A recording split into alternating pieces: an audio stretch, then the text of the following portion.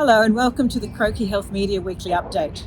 I'm Dr. Ruth Armstrong, one of Croakey's editors, and today I'm speaking from the lands of the Gadigal people of the Eora Nation, where I acknowledge and pay respects to the elders past and present, and to all First Nations people who are watching this video and whose nation's Croakey's content is touching. Healthcare has been high on the agenda in the federal election campaign, but we know that's only part of the picture.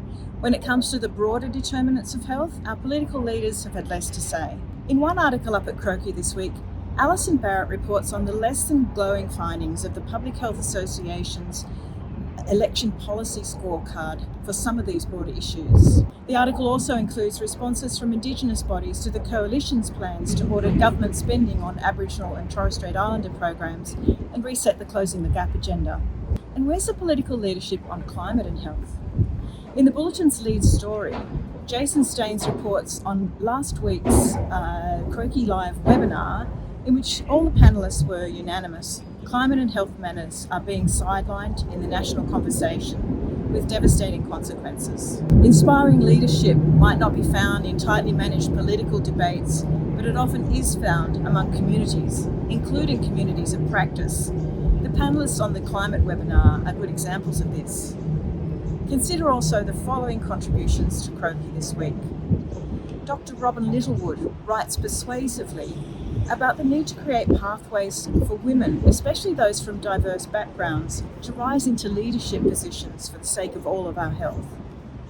Dr. Susan Banks calls out the societal and political obliviousness to pockets of poverty hiding in plain sight in our towns and suburbs.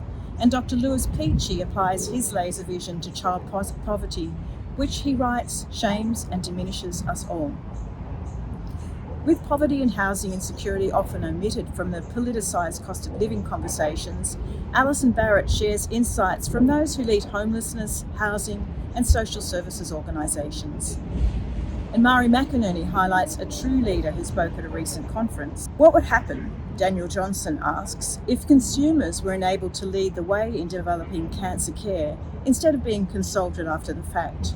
All these articles and many more are freely available at the Croakey website www.croakey.org. Feel free to share Croakey's content via social media or email and subscribe to the weekly bulletin. Thanks for listening. You know what to do. Go forth, read and share.